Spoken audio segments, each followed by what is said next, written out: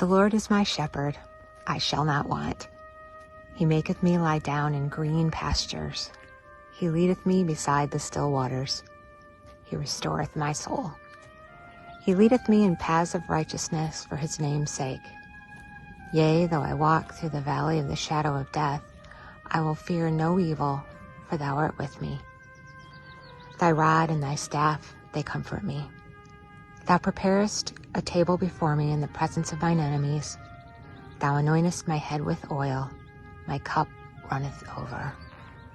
Surely goodness and mercy will follow me all the days of my life, and I will dwell in the house of the Lord forever.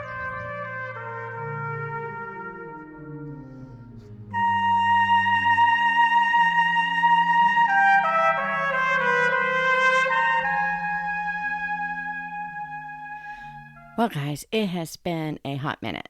A very, very, very, very long week. I feel like it's been like months. You can probably hear it. I am sick. I have been all week, and we're still dealing with some sleeplessness, not as much. And then tonight is another one. So who knows? I don't know. But because of that, I decided, you know what? Forget this. I'm taking the week off, and I was so out of it, I didn't realize I didn't even say anything. So sorry about that.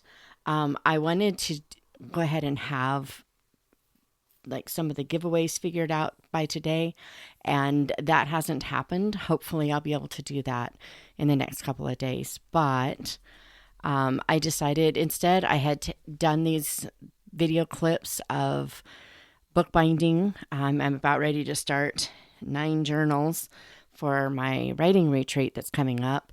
But I did these there for a giveaway. And so I thought, well, okay, let's just use those clips. And I decided to talk about DNFs. And up first I think I should kind of start with, my opinions, because everybody cares, right?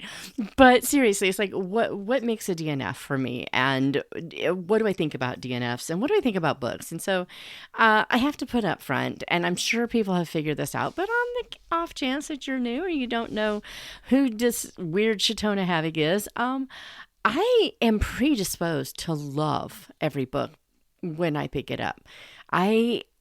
I'm not an incredibly critical reader.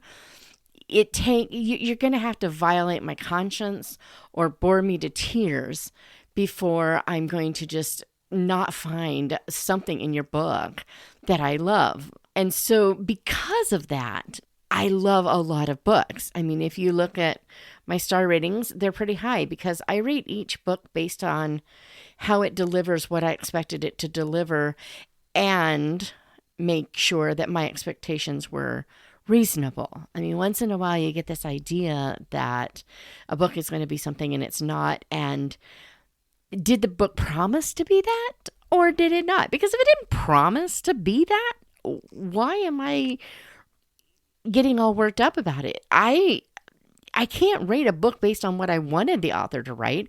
I need to rate it based upon what the author claimed she wrote or he wrote, Because of that, I tend to rate books a lot more generously than a more critical reader would. Some people go into a book and it's like, prove to me that this is worth my time. And I go into a book and I'm saying, prove to me that it's not, because I want to love every book. And I tend to love something about most, but not always. And if some of the things that will get me right away, if I know something is inaccurate and it's pretty common knowledge that this is inaccurate, then I'm going to be bothered by inaccuracies. I'm also going to be bothered by a book that has given me reason to assume it's going to be clean, with no open door scenes, not too much more sensuality than I can handle, and I can't handle much. I will say, I can miss innuendo. There have been some books that people have said, oh, there was just too much innuendo. And I was like, I didn't catch any of it. I don't always catch it.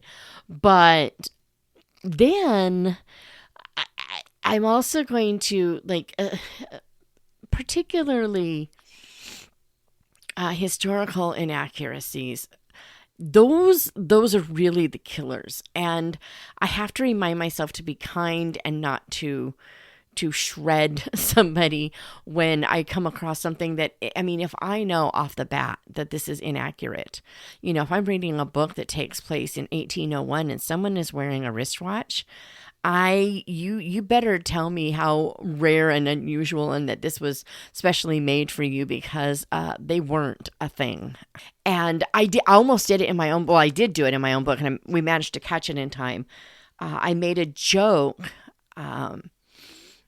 I had a character in Deepest Roots of the Heart. Her name is Amelia. And at one point, to get rid of some ugly people, she brings out a shotgun. And this is 1945. She brings out a shotgun and, kind of fires at the ground. It's like, come on, guys, go or I will shoot, kind of thing. And someone makes a joke about, Amy, get your gun. And I thought it was really cute and pleasant, and it was really fun. And then while we were in the middle of editing, I was like, wait a minute. When did that play come out? And so I had to go look, and, I was like 10 years ahead of the time. It would have been such a, just rip you out of the moment thing if you know theater. And so, I mean, it's so easy to do. There are some words that I was so sure were, older than they were. And, I have to look up so many words with historical fiction. When you're writing that, there's so many words that didn't exist, or they existed long before you thought they did. And you're like, oh, wow, I can use that. I didn't know that, But words also change meaning. So then you got to find out, what did the word mean at what time you're writing? And so, all those, the words change. And so you're like, oh, dear, it just, so those kinds of things are definitely what will pull me out of a story. But also in Christian fiction in particular, as a general rule, if I see something in there that just goes so strongly against the grain of what I understand Christian fiction to, the Bible to stand for, and what should be in Christian fiction, I can disagree with characters and their understanding of scripture. I have a problem with a few things that I have a hard time letting go. People hearing especially audibly from God about something that isn't strictly in the Bible, I'm going to get a little unnerved by, but I can let a lot go as long as it's not taking too many liberties, because people have different understandings, and just because it's in the book doesn't mean the author is presenting that. I have characters who hold theological beliefs that I don't. But I'm writing about people who do, because it's so important to me. And so, with all of that, in Christian fiction, I'm going to knock it down if it's promoting a few things that are just like kind of pet peeves that I can't let go. Things that just feel like it's taking away. Like for a good example, people had trouble with On Moonberry Lake because they saw it as promoting new agey kind of stuff. I don't argue with them warning people against something that they see in a book. I don't. I disagree with it, that I don't think that's what the author is doing. I had the advantage. I had talked to the author. I knew where her heart was. I knew what she was trying to do.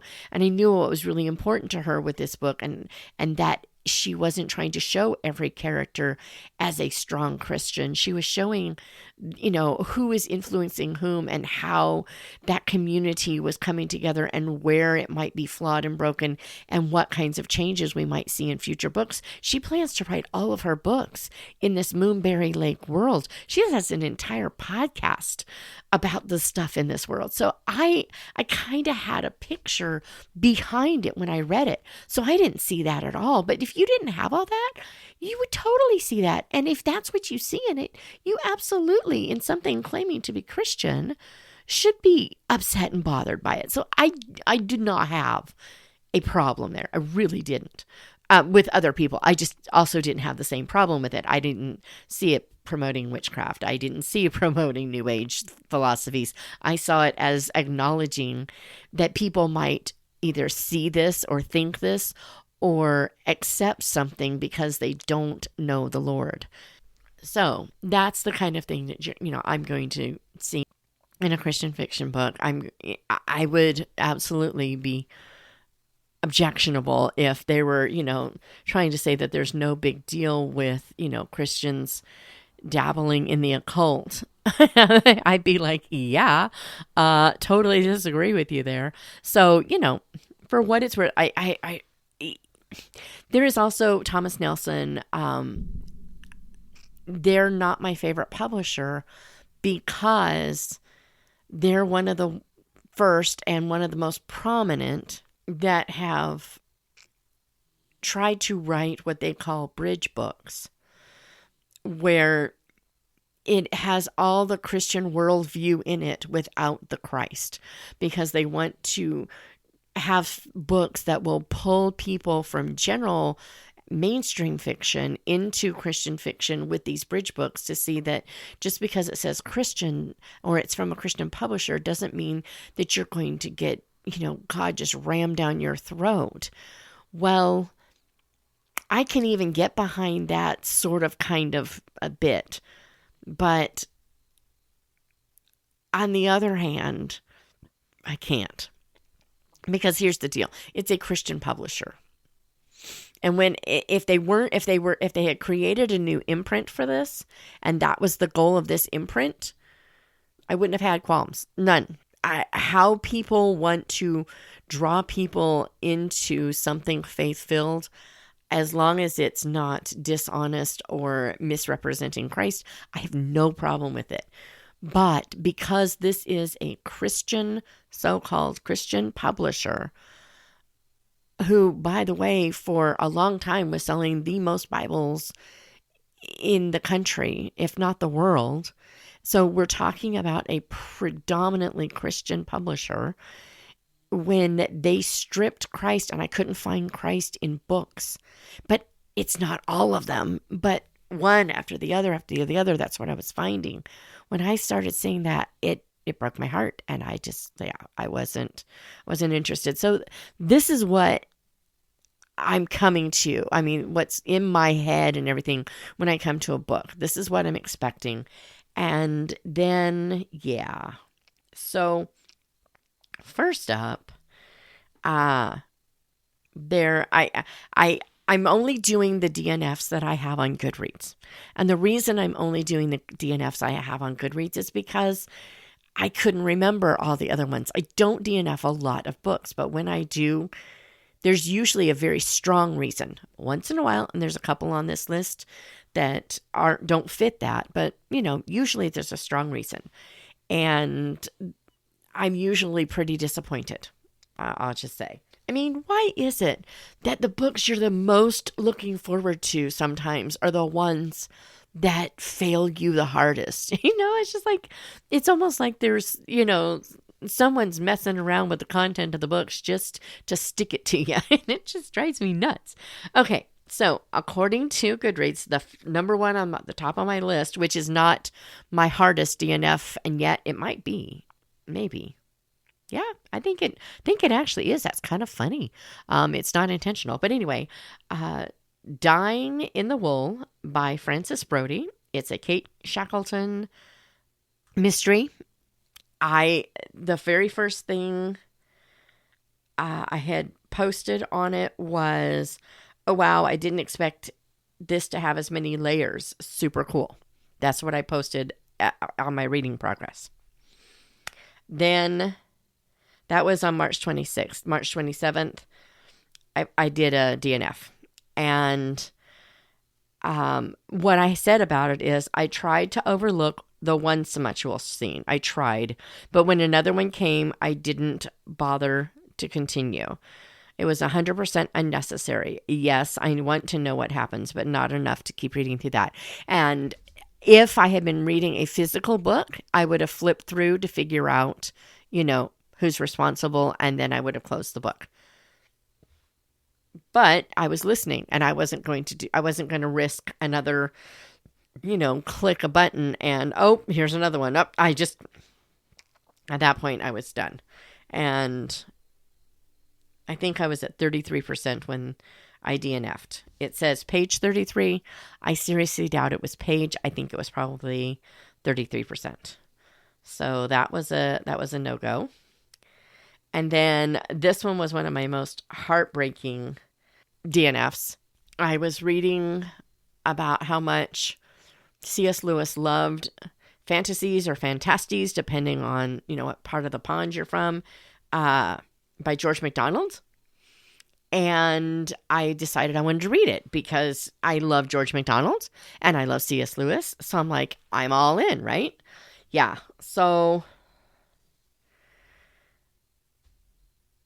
here are my quotes. The first one at 16% in.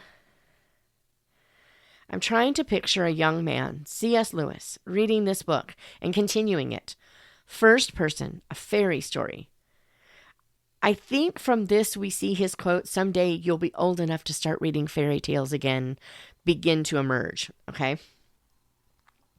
Then at 34.8, so a little bit more than double, this book gets stranger and stranger, but there is a certain beauty to it. I wonder if I might not end up liking it in the end. Right now, I don't know what to think, and if I didn't know it was a favorite of C.S. Lewis, and if it weren't written by a favorite author of mine, I would DNF it. That was page 83. At page 120, 50%, I said, I don't think I'm going to finish this book. I just can't get into it. And there are too many other books I want to read. Maybe I'll come back to it some other time, but for now, DNF. Then I said, as a final whatever, I really wanted to love this book, and yet no matter how hard I tried to get into it, I just couldn't. When I had a conversation with friends this fall, I decided to give it a go again, and still just not the George MacDonald for me. So, that was a Phantastes, depending on how you pronounce it, that was a no-go for me. And I want to say that someday I might try it again, but I don't think I care enough about that particular one to do it. Like, Tolkien has been a repeated DNF, but it's not on this list because A, I haven't tried to read it since I've been really focusing on Goodreads, but also B, I am determined that I will finish those, even if I don't like them. I've got an issue. I just do. The next one I have, everyone that I have spoken to that has read this book loved it. It may have won an award, or it might be up for one. I can't remember which. It is Beneath His Silence by Hannah Linder. It is a Regency. I'm assuming it's supposed to be romance, but guys, I was trying and I was trying and I was trying, and I finally realized, why am I wasting my time on something I am just truly not interested in? There was literally nothing about it that caught my attention, and it may have just been me. I'm totally assuming, actually, that it was. So this is one that I might try again. I might go over to, I was borrowing a friend's, but I might go over to Amazon and read again the first couple of chapters. You know, you can read 2 or 3 chapters in the Look Inside, or now they call it a sample. But I think I might try it. It's not going to hurt, right? And maybe just when I know I'm in the mood for Regency, or maybe I'll even try it for like Jane Austen July, try to do something in there. Because really, there's no reason for me to dislike it. It wasn't that there was anything that I was going, this is a problem for me. I don't like this. I literally just kept closing the book and staring off into space and like, oh yeah, I'm supposed to be reading this, and going back. And I was just like, this is dumb. I'm not going to keep going. So that is one that I definitely will probably try again, because surely it's just me. And then this one, so I have 2 Elizabeth Goudge on this list. This one, The Child from the Sea, I will never try again. I cannot imagine what would convince me. The subject of the story itself does not interest me. And I didn't realize that until literally just now. So, knowing that right now, no wonder I didn't like it. I'm sorry, but Oliver Cromwell's, secret wife or whatever, I really couldn't care less. However, it says at 10.55% in, it's a slow beginning, but there was a quote I remembered and loved, and I loved it even more this time. So that reminds me that I have read this before. Or at least I have read part of it before. I didn't remember that until I got to that quote, and I remembered how great it was. And I think I may have torn those pages out of the book so that I could have them. Yeah, I know. It was like, what is wrong with you, Shatona? But seriously, this book is just so boring.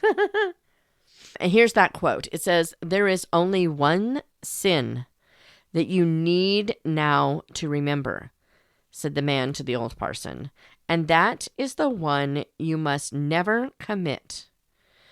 It is the sin of doubting that you are forgiven." I thought that was so good. And then at 16, so that was at 10.55%. At 16.72%, I said, okay, now there was good stuff in the beginning, slow as it might have been, but whoa, was this slow. I had to stop reading when I found myself skimming. It feels familiar. I feel like book 1 of this character was pretty slow the last time I read it. And then that was like March 5th. On March 10th, I shelved it as DNF. So Child from the Sea, Elizabeth Goudge, I will not pick back up. It's not the book for me. And that's okay. Other people really love it, and that's great for them. Then there was Edinburgh Twilight, by an Ian Hamilton mystery by Carole Lawrence. And it's the first one in the series. At 8%, I said it's an interesting beginning. So far, so good. At 15%, I said it's an odd one, but I kind of like it. That was on September 5th. On September 9th, I shelved as did not finish. And here's the deal. It was content. I don't remember what all the content was. I'm pretty sure there was some language that just got too much for me. But also, it got, I don't know if it was smutty as much as seedy and too much in that realm that made me really, really, really uncomfortable. And I just decided I wasn't going there. I was like, nope, we're done with this one. And then the next one is the Goudge I may go back to. It's Towers in the Mist. It says, I've tried to start this book. So at 13.22%, I said, I've tried to start this book 3 times this month. This time, it's just grabbing me from page 1. I don't get it. Weird how sometimes a book that is probably going to be great just flops before you can get started. That was the 27th. On the 28th, at 24%, I said, struggle today. But near the end of today's chapters, things got more interesting. I'm so confused at what is with me. I think I meant wrong. And that was on September 28th. December 31st. Yeah. I did not finish. That was my next, we're talking 2 months later. And of course, granted, December, that was of last year. The entire month of December was wasted for me. So there was that. But clearly, Towers in the Mist wasn't for me at the time. That's one of the ones I'm pretty sure I will reread. And I think I will like it. It was interesting. It sounds like Sir Walter Raleigh is in there. And I really liked some of the stuff that was going on with the kids. And it was just so draggy. And some of hers can get that way. So I just was like, yeah, no, I'm done. I'm just done. And then I've had 2 recently. So the first one was Faith Martin's Murder at Work. It's D.I. Hilary Greene, number 11. And I thought I had stopped reading the Hilary Greene books because she was supposed to retire. And because of that, there weren't going to be any more. So when I saw more, I was like, oh, they decided to continue the series. So I bought the book and I started listening. And there was more language than I remembered. And there was more, just, I don't know, crassness, I think is probably what I'm trying to say. And it just got worse and worse as I was listening. I got, I don't know, 20 to 30% in and DNF'd. I was like, no, I'm not going there. And the more I thought about it afterward, I was like, what's going on? That's actually why. The only reason I finished that last book was that it was supposed to be the last in the series. The last few had gotten worse and worse and worse before. You start thinking about it and you start going back over, okay, why?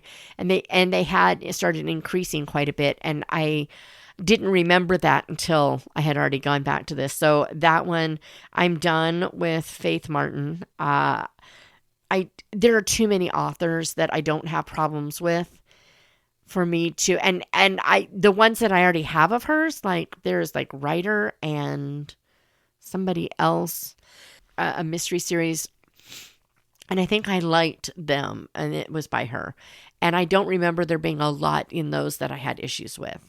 But this other one, yeah. And not only that, but there's also this like subplot in there that she is such a good detective inspector, and yet she is hiding truths that really she's, it's dishonest and it's wrong. And somebody is out to try to trap her. And I was starting to get, now that I'm thinking about it again, I was starting to get to the point where I was really actually hoping she would get caught. And I'm like, you're supposed to be the good guy. And I'm hoping that someone's going to, and I don't like the jerk that's trying to go after her, but what she's doing was wrong. And I was just like, no. So there was that one. And then very sad.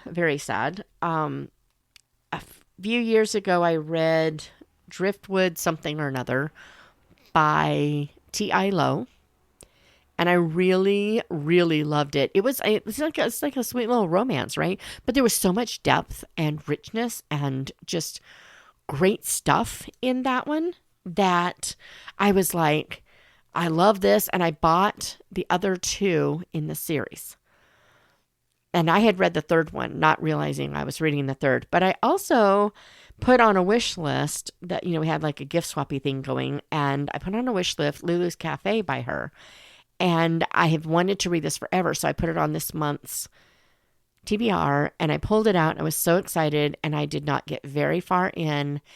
And we ended up with and I'm just the spoiler here. It's very early on in the book. Before the first quarter ends for sure. And the husband, we are there present. We're not getting like massive details, but we are there present as husband is raping his wife. And I had to shut the book and walk away. It's not the book for me. And mostly because I can't handle that. There's one thing that will shut me down faster, and I will just walk away, and that is it. And so when I saw that, I was like, yep, nope. So I've actually decided, and I'm not done with T.I. Lowe. She's got a book coming out that I'm looking really forward to. There are a couple others by her that I really want to read, but I've decided that I'm not reading this one, and I've decided that I really love that one so much that I'm going to get rid of the first two. I just decided, okay, those are going to go. I was like, let's just move those away and try some of these other things. Again, she wasn't too detailed, but it's not we are aware that this happened in the past or even that it just happened. We are there present, and that did it for me. It's like, yep, no, This spousal abuse was really bad. It was pretty horrific, actually. But I could handle that. I mean, I didn't like it, of course, but I could handle it. But when it switched, that was it. Yeah. Lulu's Cafe was a disappointment because of that. But, what can I say? Then I thought I would just throw a couple of books that I think probably should have been DNFs. Why not? We live once. Number one is probably that McMaster's Guide to Homicide, the How to Murder Your Employer book.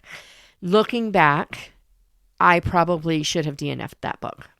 That's one that, when I look back, there was a lot of things about that book that was really clever and really cool. But the problem is that looking back, I found a book where it's almost an anti-hero situation where you're rooting for the bad guys. You're rooting for murderers.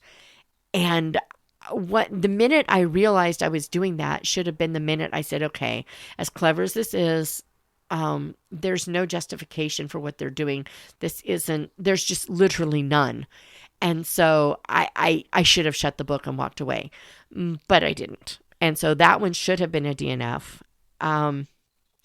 Also, and it would have been, okay, I will put this out there. So Jenny Colgan has the bookshop on the corner or something like that. I think it's the bookshop on the corner. That one, I'm driving down the road on the 15, stuck in traffic, and it's playing. And a scene came up. If I had been home or in a place where I could have hit the turn off button, I absolutely would have. It is not the most described scene on the planet, okay? It's not. But it was too much for me. And I have a pretty low tolerance. And so I grant you, most people would consider it mostly closed door. But there was too much talking beforehand. It was kind of why I had to walk away from the Lady Sherlock or whatever those were by Sherry Thomas. I had to walk away from those too because sure, it's all closed door, but then that's okay because we're going to write letters and erotic stories and everything and talk about all these things that we've just done. Well, at that point, you might as well have just shown us the scene. And so I had to walk away from those. Well, that thing with Jenny Colgan was kind of the same, but not as bad. The Sherry Thomas, each one got worse. And they're so interesting and fascinating, and I should have known that the way it starts off meant it would keep going that way, but I really didn't. Next one and the next one, I think the next two really didn't, and so I was like, oh well, okay, so it really was just that she's going to make sure that she can do what she wants, and I think that's kind of ridiculous, but at least we didn't have to live with it or whatever. And if you don't know what I'm talking about, well, you probably should just go read the synopsis. I'm not going to say. But, the Colgan thing, I I've wanted to read some of the other ones, but I don't trust her now. So I'm just not going to. There have been a few books that maybe I should have with, a little bit of language. What was that book? It was a Christmas bookstore, a Christmas story with a bookstore, and they had this book that they hadn't been able to sell all these years, and they finally sold it, and then everything was looking up. I loved that story. There were a couple of words in there that were just foul, and they weren't gratuitous, but I was, there. Usually the way it was done, I would have walked away, but I didn't. Maybe I should have. I don't feel like I should have, but I would always be super like major caveat on that one. You gotta, whatever. And D.E. Stevenson's The Baker's Daughter. Maybe I should have stopped reading that book. But I learned, I gave that book 4 stars. I learned so much from that book. It was a brilliant book with a horrible, horrible story. I hated what Stevenson did in that book, and yet I learned a lot from it. I will never recommend it, but I learned a lot from it. It's not inappropriate in that there's all kinds of scenes and all kinds of nothingness, but it is too much. So, yeah, what can I say? Well, I think those are the only ones I can think of right now that I probably should have stopped reading. There was a book this month, another book this month. Actually, I had 2. One I want to say I should have, quote, DNF'd. If it had not been for a reading challenge, I would have DNF'd because it was just kind of like there. I don't really understand the point of it and everything. But there's no reason not to read it. It just, not for me. It was just kind of like meh. What can I say? It's just like meh. I can handle meh. Anyway, I hope that this has been not too terribly boring, but this is what I got for you. And we'll be talking about what I'm planning on reading in June. I'm kind of having trouble figuring out what I want to do. I know I'm going to be gone for a week, so I think I'll probably have to be doing a lot of audiobooks and a lot of Kindle books and stuff, so that's going to get kind of interesting. But yeah, I'm trying to get some of this stuff done before I leave so that I'm not actually behind and can have stuff coming even while I'm not home. Wouldn't that be cool? Yeah, so I'm trying, but as you can hear with my voice, it's not great. So, what can I say? What you been reading? What makes you DNF a book? Inquiring minds want to know. What makes you DNF? And I'll chat with you later, guys. Thanks for putting up with this total erratic nonsense, but there's just really nothing I can do.